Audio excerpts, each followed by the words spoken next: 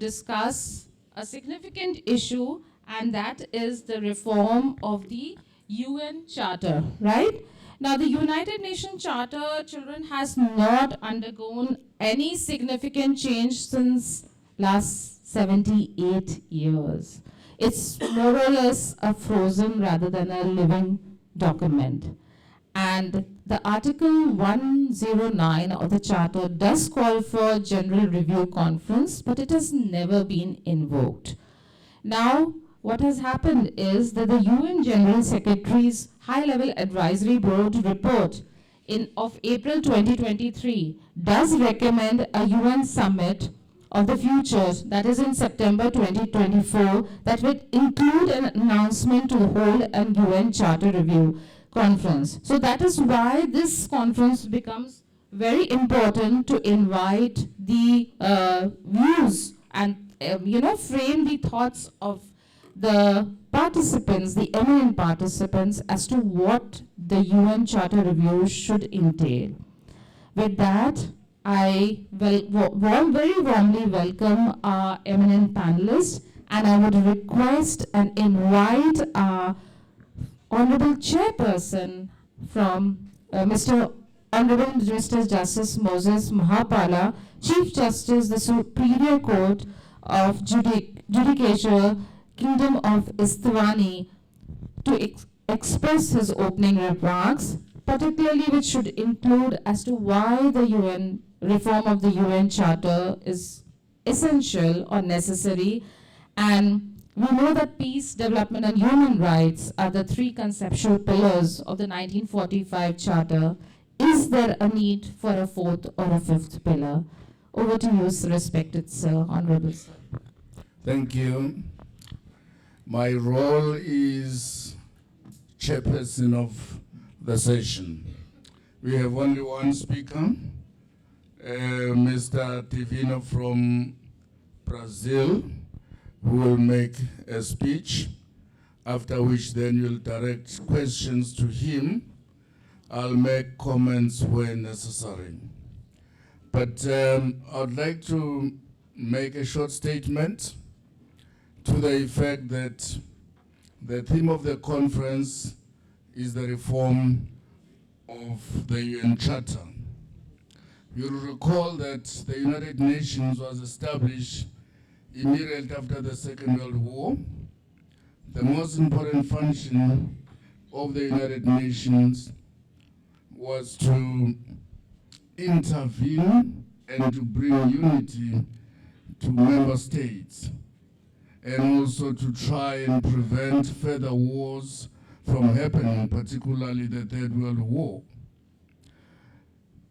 We have the General Assembly, which comprises all the member states of the United Nations. Then we've got the Security Council, which consists of the 5 member nations, 5 permanent member nations, that is the superpowers. Now, the problem that we have with the United Nations is that the 5 permanent members of the Security Council have veto powers. In other words, any one of them can veto any resolution that has been passed by the General Assembly.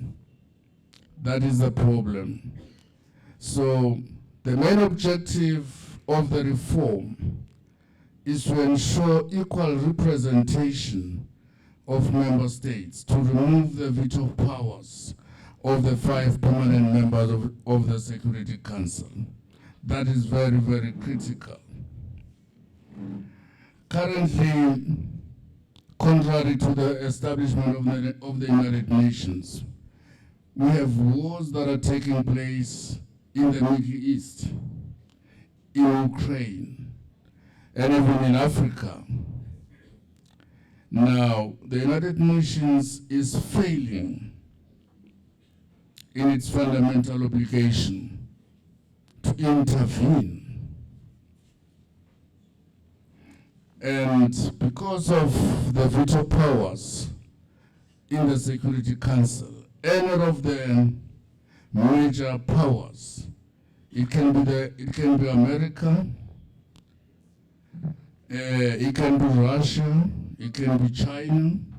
They have the right to veto decisions of the Security Council.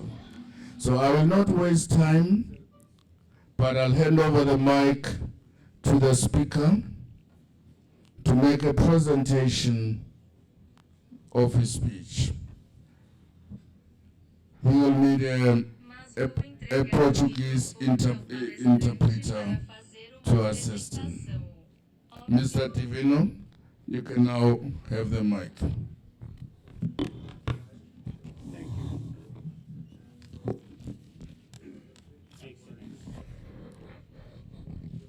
Excellencies, gentlemen, ladies, teachers, authorities, and subjects of the care, socialization, and education, the CMS, you here present and us. First, I would like to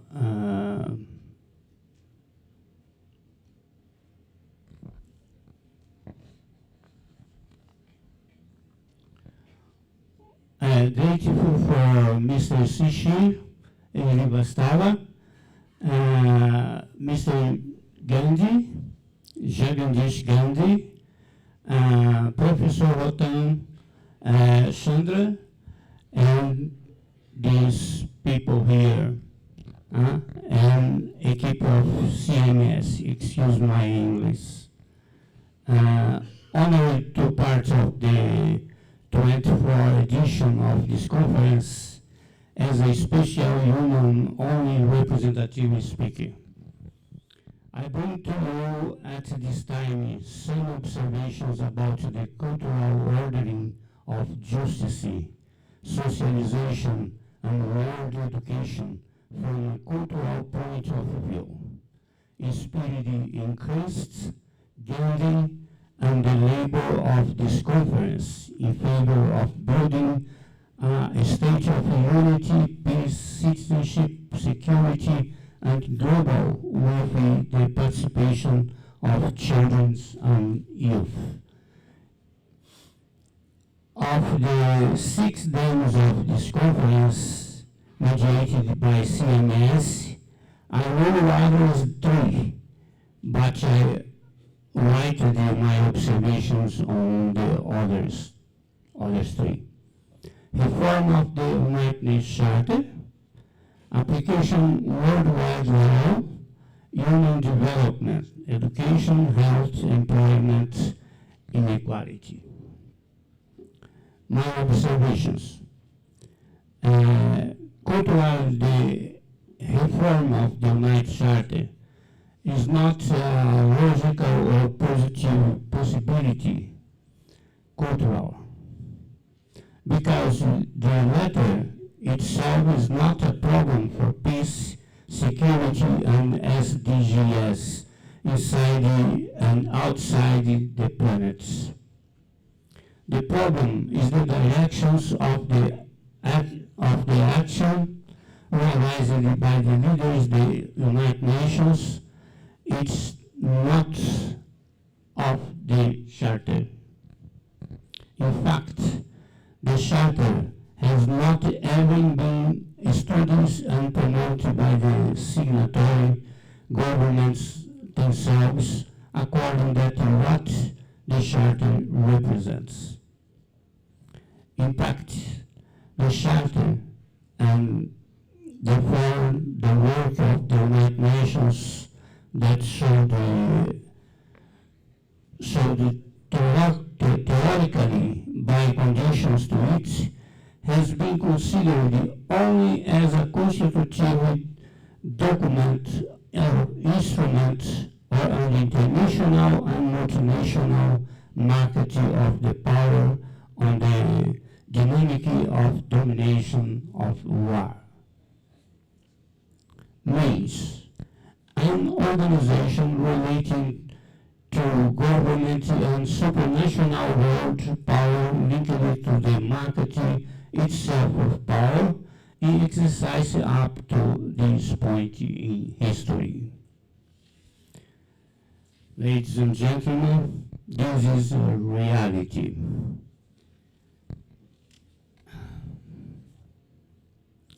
The bodies built of the United Nations systems represent the quality, DNA, of the states and world justice with this mission. Not the domain of war, but the incorporation of international and generational relations of life on and off the planet, in a unity of being or of our multinational and multilateral planetary country. So, we can now consider, without the Charter, or with a change in the Charter due to perspective of power or economic interests and of control of legal force, we can lose the word legal basis. The basis of the applicable world law that is in the United Nations Constitutional Report. Therefore, without the cultural legitimation of this constitutional report of the United Nations, there is no applicable world law, even if the international law of justice or international law exists. The logical conclusion from this is that it is more positive to think about reforming the directions of United Nations actions in relation to the Charter, the Universal Declaration of Human Rights, and the Conventions on the Rights of the Children. And within these contexts, the fundamental question is this: what is the directions of human development at this point in history? Well, it is certainly not the development for war or the dominions of war, as the industry intends with the arms race and war games, prizes and competitions, pressures, sanctions, and punishment between countries. They are again to sustaining peace, security, and well-being, or the before of the improvement of human beings for work efficiency and competition to service at the economy, as defended by the world economy in relation to school and universities. What everything is pointing to is this direction. The transmissions from national citizen to the world citizenship, from war to peace and security of the planet, and in the development in interplanetary relations. As for the cultural ordering elements to consider in this context, they are countries, but I highlight exactly this. One, the global socialization of children on the United Nations Constitutional Report, and the preparation of young people for the diplomatic art of love and solidarity in or of human relations, as applied to the example by the CMS here in the conference. Two, the future employment opportunities promoted by the SDGs and the voluntary, sensitive, observant and stimulating work of humanity, fraternity, and love by the planet, person, national and international. Three, the adoptions of a universal auxiliary language, lingua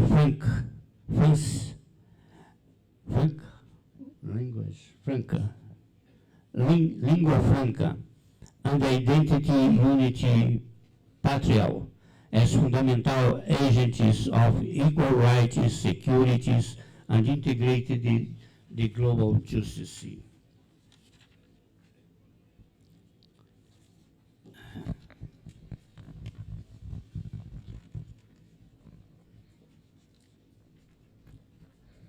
I would ask for an opinion of the world about the proposal related to the United Nations Charter. Make the planet a country of United Nations under the United Nations Constitutional Triple as a means of configuring, realizing, and maintaining citizenship, peace, security, and sustainable development of all people, states, nations, religions, and population minorities on the planet in this and in the following millenniums. Fragile or super strong minorities, human and non-human. For example, indigenous peoples and quilombolas, or artificial intelligence, humanoid robots, or generally modified human, including the future possibility of cyborgs or human peoples with a cybernetic organism. Within this understanding, I would propose that the judges and participants of this conference defend together the possible development of action in this direction during the 2024 Future Summit. Thank you for your attention.